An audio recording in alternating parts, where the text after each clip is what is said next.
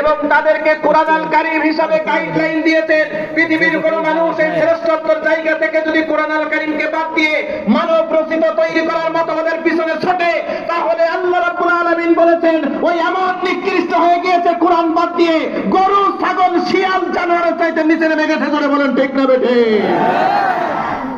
একটু আগেই আপনাকে আমাকে সব মাখলুকাতের মধ্যে শ্রেষ্ঠ বলেছেন কে? আমি মনে হয় বোঝাতে পারিনি আপনাদের।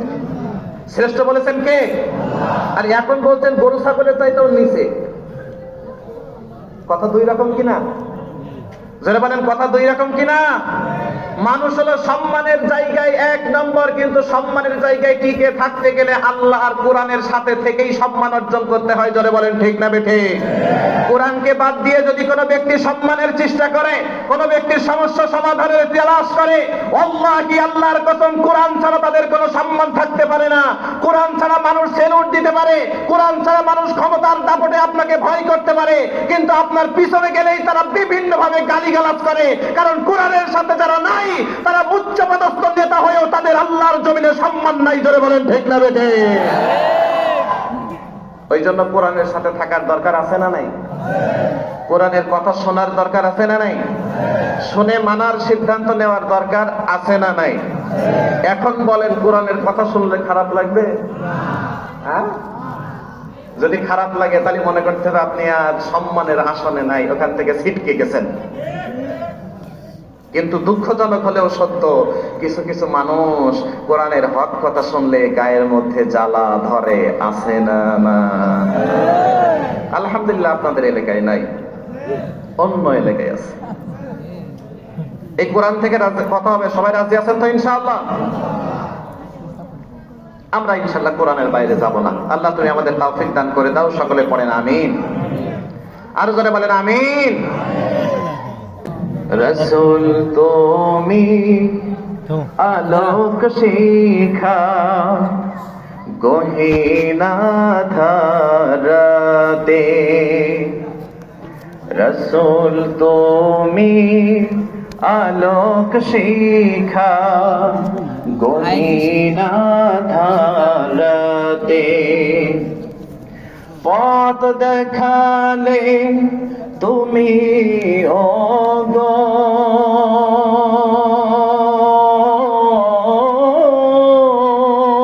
পথ দেখালে তুমি ওগো, সন্দেহ নেই তাতে।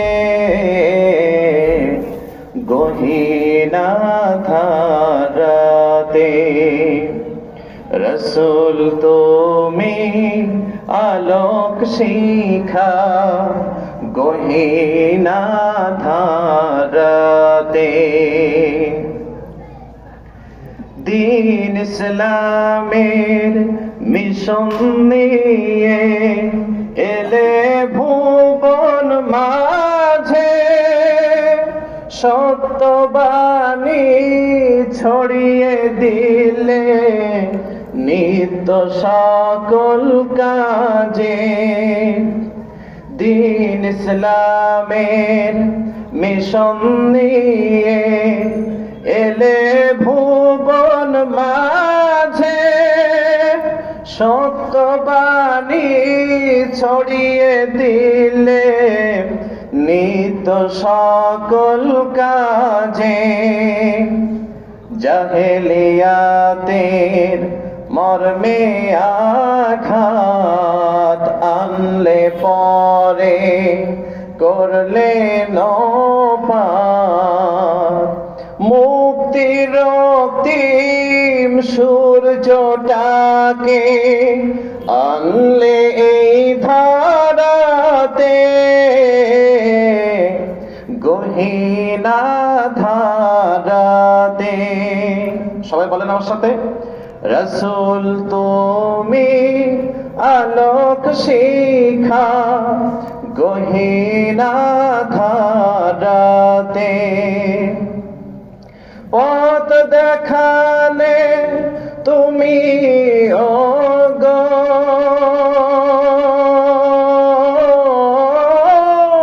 পথ দেখালে তুমি তুমি ওগো সন্দেহ নেই তাতে গহীনা ধারাতে রসূল তুমি আলোক শিখা গহীনা ধারাতে। ঠিক না ঠিক? সমাজ থেকে আধার দূর করে আলো প্রতিষ্ঠা করেছেন মুহাম্মদুর রাসূলুল্লাহ সাল্লাল্লাহু আলাইহি ওয়াসাল্লাম। প্রিয় ভাইরা, আজকে আমরা আলোচনা করব পবিত্র কোরআন আল কারীমের 18 নম্বর সূরা। জোরে বলেন, কত নম্বর সূরা? সূরার নাম সূরা আল কাহফ। সূরার নাম কি? 103 এবং 104 নম্বর আয়াতের আলোকে আজকে আমরা আলোচনা করব ইনশাআল্লাহ। সূরা নাম্বার কত? জোরে বলেন। 18। সূরার নাম কি? আল কাহফ। আয়াত নাম্বার কত? 103, 104। আল্লাহ সুবহানাহু ওয়া তাআলা বলছেন, হে নবী, কুল, আপনি বলে দেন, হাল নুনাব্বিউকুম বিল আখসারিনা আমালা, এমন কোন মানুষ আছে আমলের দিক থেকে যারা অনেক ক্ষতিগ্রস্ত? 104 নম্বর আয়াত আল্লাহ বলেছেন, আল্লাযীনা দাল্লা সা'য়ুহুম ফিল হায়াতিদ দুনিয়া ওয়া হুম ইয়াহসাবুনা আন্নাহুম ইহসিনুনা সুনআ। পার্থিব জীবনের কৃত কর্মগুলো সব তাদের জন্য নষ্ট হয়ে গেছে। তারা মনে করেছে আমরা আমলের দিক থেকে বিশাল আমল জমা করেছি, অথচ এই আমল আল্লাহর কাছে কবুল হয় নাই। তার মানে এই আয়াতের আলোকে বুঝলাম এমন কিছু মানুষ আছে যারা আমল করেছে ঠিক, ভালো কাজ করেছে ঠিক, কিন্তু তাদের ভালো কাজ আল্লাহর কাছে কবুল হয় নাই। ওই ব্যক্তিগুলো আমল করেও ক্ষতিগ্রস্ত। আমার কথা বুঝতে পেরেছেন আপনারা? এমন কিছু মানুষ আছে, নামাজ পড়েছে, রোজা রেখেছে, হজ করেছে, যাকাত দিয়েছে, দান করেছে, সাদাকা করেছে, ইসলামের পক্ষে বিশাল বড় বড় বলি দিয়েছে। হাল নুনাব্বিউকুম বিল আখসারিনা আমালা, হে নবী, আপনি তাদেরকে বলে দেন, তারা কিন্তু আমল করেও আমলের দিক থেকে অনেক অনেক ক্ষতিগ্রস্ত। তাদের দুনিয়ার কৃত কর্মগুলো বিনষ্ট হয়ে গেছে এবং বিনষ্ট হওয়ার পরেও তারা মনে করতেছে আমল করে করে আমরা বিশাল আমলের পাহাড় গড়েছি, এই আমল দিয়ে মনে হয় আমরা জান্নাতে যেতে পারবো। রব্বুল আলামিন বলেন, ইয়া আইয়ুহাল্লাযীনা আমানু আতিউল্লাহা ওয়া আতিউর রাসূল ওয়া লা তুবতিলু আমালাকুম, তোমরা একমাত্র ঈমান আনবে কার উপরে? সবাই বলেন, কার উপরে? আনুগত্য করবে কার? আনুগত্য করবে কার? তার রাসূলের। আল্লাহ এবং তার রাসূলের আনুগত্য করবে।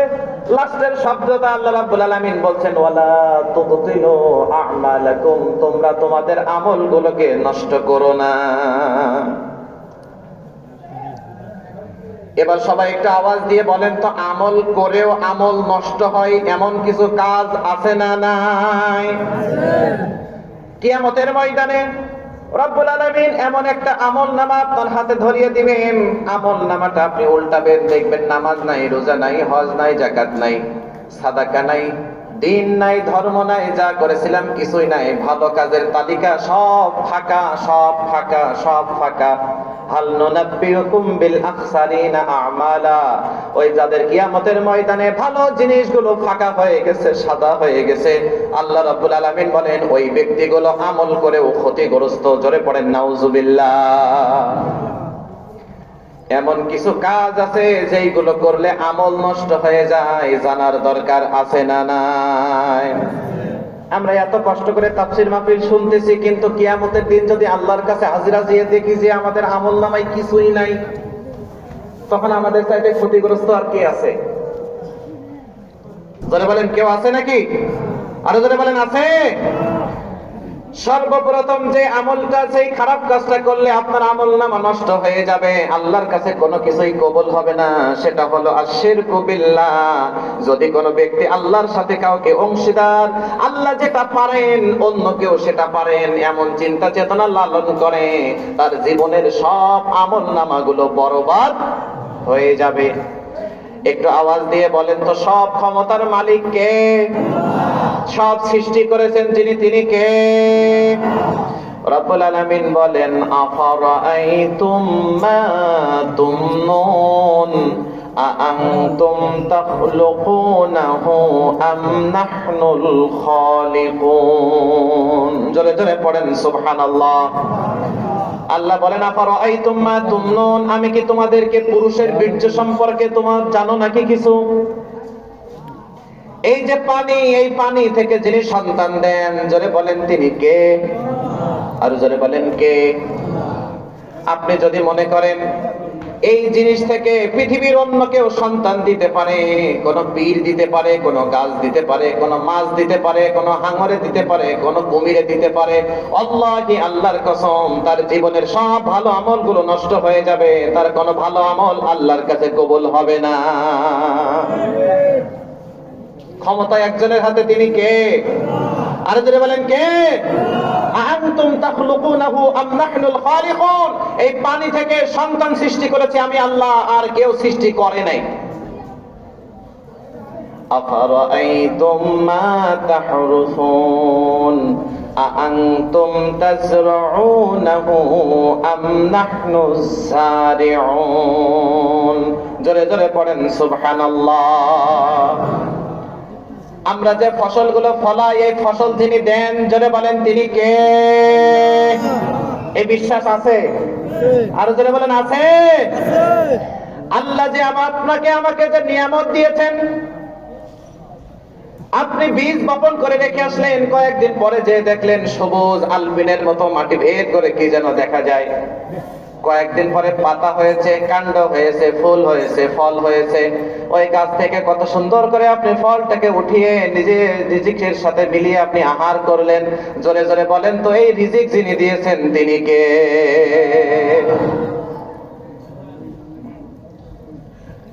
আপনি আমি যে সবজি খাই, এই সবজি দিয়েছেন কে?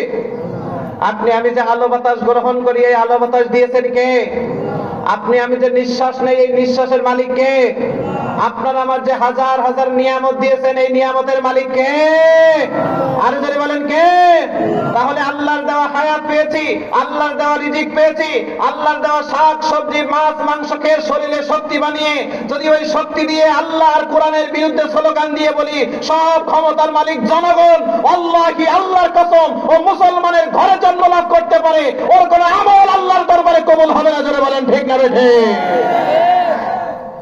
আল্লাহর দেয়া নিয়ামত খেয়ে শরীরে শক্তি বানিয়ে আল্লাহর বিরুদ্ধে স্লোগান দেয় এমন কিছু মুসলমানের ঘরে সন্তান আছে না নাই? আল্লাহ বলেন, আআনতুম তাজরাউনাহু আম নাহনুজ যারিউন, আমি আল্লাহ সব দিয়েছি, যদি ওখান থেকে না পাইতে তোমাদের মন খারাপ হয়ে যাইতে, তোমরা অভাবী হয়ে যাইতে, তোমরা ঋণগ্রস্ত হয়ে যাইতে, আমি আল্লাহ তোমাদেরকে এই নিয়ামতগুলো দিয়েছি, ওটা আর কেউ দেয় নাই, ওটা তোমাদের নেতা নেত্রীরা দেয় নাই, তোমাদের দলেরা দেয় নাই, তোমাদের ক্ষমতা দেয় নাই, ওটা আমি আল্লাহ দিয়েছি। সুতরাং আমি আল্লাহরটাকে শরীরে শক্তি বানিয়ে আমি আল্লাহর বিরুদ্ধে স্লোগান দিবা, আবার কিয়ামতের দিন জান্নাতের আশা করবা, এই ধারণা মোটেও করা যাবে না। কারণ আল্লাহর বিরুদ্ধে যারা স্লোগান দিবে, তাদের জীবনের সব আমল শেষ। একটু আওয়াজ দিয়ে বলেন তো, আল্লাহর নিয়ামত খেয়ে নেতার পক্ষে স্লোগান দিতে দিতে জীবন শেষ করেছে এমন মানুষ আছে না নাই? জীবনে একটা বার নারায়ে তাকবীর আল্লাহু আকবার স্লোগানের জবানে আসে নাই।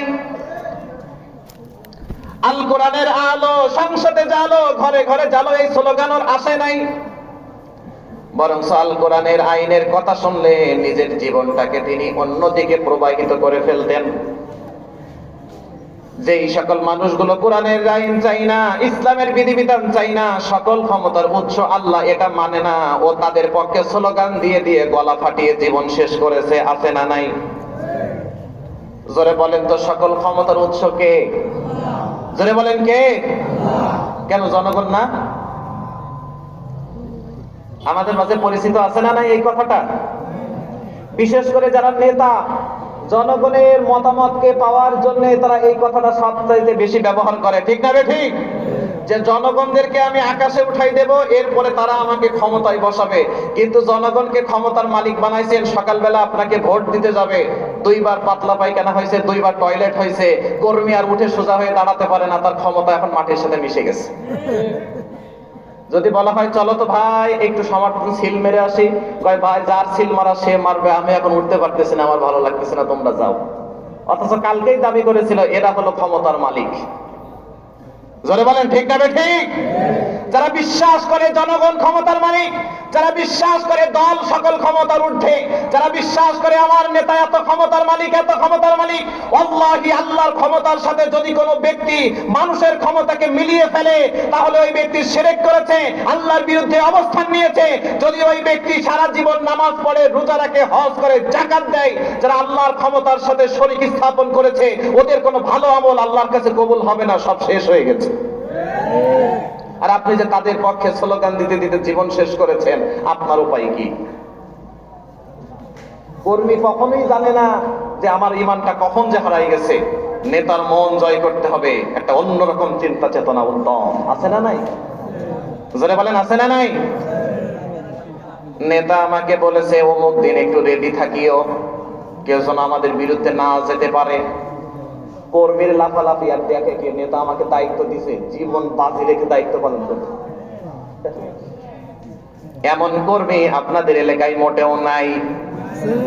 জোরে বলেন আছে না নাই? গ্রাম্য একটা কথা আছে না, দায়ের চাইতে আষাঢ় শক্ত আছে, প্রবাদ আছে না নাই? তার চাইতে আষাঢ় শক্ত হইলে যা হয়। কিন্তু এই ব্যক্তিগুলো মানুষের পক্ষে স্লোগান দিতে দিতে নিজের জীবন শেষ করে ফেলেছে, আল্লাহ রাব্বুল আলামিনের পক্ষে স্লোগান দিতে পারে নাই। এই ব্যক্তিরা যখন জাহান্নামে চলে যাবে, আল্লাহ রাব্বুল আলামিন তখন তাদেরকে জিজ্ঞাসা করবেন, তোমরা জাহান্নামে আসলা কেন? তখন তারা বলবে, ইন্না আতা'না সাদাতানা ওয়া কুবারানা ফাআদাল্লুনা সাবিলা। জোরে জোরে পড়েন নাউযুবিল্লাহ। ইন্না আতা'না, নিশ্চয় আমরা মেনেছিলাম আমাদের নেতাদের, সাদাতানা ওয়া কুবারানা, ধনী ব্যক্তির, বড় লোকদের, ক্ষমতাবানদেরকে আমরা মেনেছিলাম। একটু আওয়াজ দিয়ে বলেন তো, 200 টাকা দিলে সারাদিন নিজের পক্ষে স্লোগান দেবে এমন মানুষ আছে না নাই? একটা বিরিয়ানির প্যাকেট যদি হাতে ধরিয়ে দেন, আপনার পিছন পিছন সারাদিন স্লোগান দেবে এমন মানুষ আছে না নাই? আপনি ভালো না মন্দ, সৎ না অসৎ, চরিত্রবান না চরিত্রহীন, এটা দেখার দরকার নাই। টাকা একটু পাইছি, আমার আর ঠেকাই গে, লাফানো শুরু করে দিচ্ছে। সাদাতানা ওয়া কুবারানা, আল্লাহ ওই ধনী ব্যক্তিদের মেনেছিলাম, ক্ষমতাসীনদেরকে মেনেছিলাম। ফাআদাল্লুনা সাবিলা, যারা আমাদেরকে বিপদগামী করেছিল, এমন ব্যক্তির পক্ষে স্লোগান দিয়েছিলাম যারা কোনোদিন নামাজের দিকে ডাকে নাই, রোজার দিকে ডাকে নাই, দ্বীনে হকের দিকে ডাকে নাই, কোরআনের দিকে ডাকে নাই, ইনসাফের দিকে ডাকে নাই। যেখানে জুলুমের রাজত্ব, সেখানেই নেতারা আমাদের কর্মী হিসাবে ব্যবহার করেছে, আছে না নাই? ফাআদাল্লুনা সাবিলা, আল্লাহ আমাদেরকে গুমরাহি পথ দেখিয়েছিল, আমাদেরকে ভালো পথ দেখাই নাই। ওই জন্য আপনি কার পিছনে স্লোগান দিচ্ছেন ওটা দেখার দরকার আছে না নাই? এমন মানুষের পিছনে স্লোগান দিয়ে দিয়ে নিজের জীবন শেষ করছেন, আপনি তো জানেনই না কখনই আপনার আমলগুলো বরবাদ হয়ে গেছে। আল্লাহ রাব্বুল আলামিন এখন বলবেন, তোমরা যে তাদের মেনেছিলে, গুমরাহি পথে পরিচালিত হয়েছো, আজকে জাহান্নাম। ওই কর্মীগুলো এবার নেতার বিরুদ্ধে বলবে, আল্লাহ তোমার কাছে একটা আবেদন জানাই। কি আবেদন? রব্বানা আতিহিম দিফাইন মিনাল আযাবি ওয়াল আনহুম লা'নান কাবীরা। জোরে জোরে পড়েন নাউযুবিল্লাহ। আল্লাহ তোমার কাছে একটু আবেদন করি, একটু দোয়া করি, যেই নেতাদের কথা মেনে মেনে আমাদের জীবন শেষ করেছি, গুমরাহি পথে চলে এসেছি, আজকে জাহান্নামী হয়ে গেছি। আল্লাহ তোমার কাছে দোয়া করি, আজকে তো নেতার প্রতিশোধ নেওয়ার কিছুই নাই, আজকে জাহান্নামের জ্বালাও পোড়াও আযাব থেকে তো আমরা রক্ষা পাবো না। তবে আমাদের যে শাস্তি তুমি দিচ্ছ, আমার নেতাদেরকে একটু শাস্তিটা বাড়িয়ে দিও। কি করো? আমাদের তো শাস্তি দিচ্ছ, এটা ঠিক আছে, কিন্তু যাদের কারণে আমরা গুমরাহি পথে এসেছি তাদেরকে একটু শাস্তিটা কি করো, বাড়িয়ে দিও। এবার একটা আওয়াজ দিয়ে বলেন তো, আপনি এমন মানুষের পক্ষে স্লোগান দিয়েছেন, আপনিও জাহান্নামী, নেতাও জাহান্নামী, আমল নামা যা করেছেন, শুক্রবারে নামাজ পড়েছেন, ওর কি লাভ, কি কাজে আসে? প্রিয় ভাইরা, আমার কথা কি কষ্ট পাচ্ছেন আপনারা? বিরক্ত হচ্ছেন নাকি? দুই একজন ভাই উঠতেছেন কেন, সমস্যা নাকি? হ্যাঁ, কি সমস্যা? টয়লেট? অনেক সময় বসে আছেন তাই নাকি? আচ্ছা, আমরা যদি 2 মিনিট সময় দিয়ে আপনাদেরকে যাদের উঠার উঠে যান, তাহলে কি আমরা খুব বেশি একটা খারাপ কাজ করবো নাকি? আমরা আপনাদের 1 মিনিট সময় দিলাম, যার ওঠার উঠে যান। যারা উঠবেন আমরা তাদেরকে জোর করে বসায় রেখে কোরআনের আলোচনা শোনাতে চাই না, ঠিক না? ঠিক। হাজার হাজার মানুষ আমাদের দরকার নাই, আমাদের তো দরকার বদরের প্রান্তের 313 জন মধ্যে মুজাহিদ, বীর মুজাহিদ, ধরে বলেন ঠিক না ঠিক? তারা স্বপ্নরাঙা পথ ধরে বাধার পাহাড়গুলোকে অতিক্রম করে একমাত্র আল্লাহর দ্বীনকে বাস্তবায়ন করার জন্য, ইসলামকে জমিনে প্রতিষ্ঠা করার জন্য, ঈমানটাকে পক্ষে লালন করে অস্ত্র শস্ত্র নয় আল্লাহর উপরে ভরসা করে মাঠে ময়দানে ঝাঁপিয়ে পড়বে, যাদের উপরে আল্লাহর রহমত বরকত আসবে। 1 নয়, 2 নয়, 3 নয়, 4 নয়, 5000 ফেরেশতা পাঠিয়ে আল্লাহ রাব্বুল আলামিন মুসলমানদের পক্ষে কাফেরদের বিরুদ্ধে জিহাদ করিয়ে মুসলমানের হাতে বিজয়ের পতাকা তুলে দিয়েছে। সুতরাং মুনাফিক মার্কা মানুষ হাজার হাজার দরকার নাই, বদরের যুদ্ধের মতো 313 জন ঈমানদার আমাদের দরকার, জোরে বলেন ঠিক না ঠিক? আল্লাহর গোলামেরা জেগে ওঠে দলসালতুনের মতো, এই জমিন তোমাদের বিপ্লবের অপেক্ষায় অপেক্ষমান, জোরে বলেন ঠিক না ঠিক?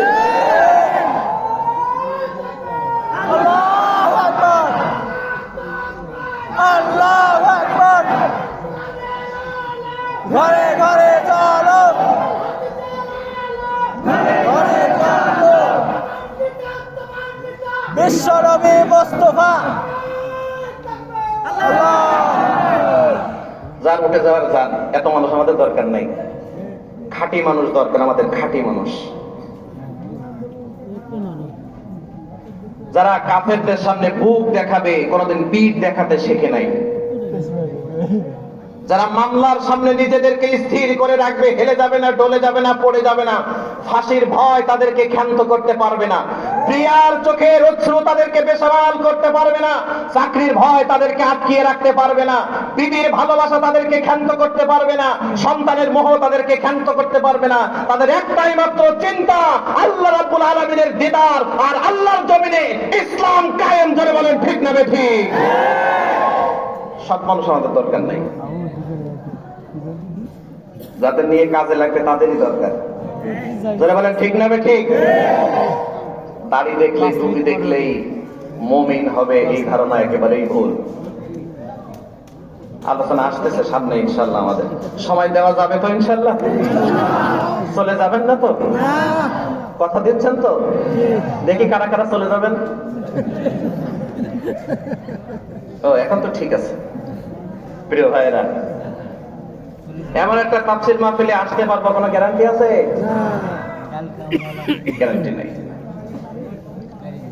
গতদিন চিটাগাং থেকে আসতেছি ঢাকায়, রাতের বেলা একটা বড় হাইস গাড়ি চোখের সামনে অ্যাক্সিডেন্ট হতে দেখেছি। ট্রাকের সাথে ধাক্কা লেগে দমড়ে মুচকে রক্তাক্ত মানুষ, কয়জন মারা গেছে আল্লাহই ভালো জানেন, চোখের সামনে। গ্যারান্টি আছে? হ্যাঁ, জান্নাতের বাগান ভালো লাগে না? একটু প্রশান্তি লাগে নাকি লাগে না? হ্যাঁ, কিন্তু প্রশান্তি লাগার জন্য তো ভিতরে কিছু থাকা লাগবে, যদি কিছুই না থাকে তা প্রশান্তি লাগবে কি দিয়ে? ঈমান থাকলেই না ঈমান আরো বাড়বে, কিন্তু আপনার তো কিছুই নাই, তো বাড়বে কেন? সুতরাং দরকার নেই, বক্তা দেখতে আসছিলাম, চলে যায়।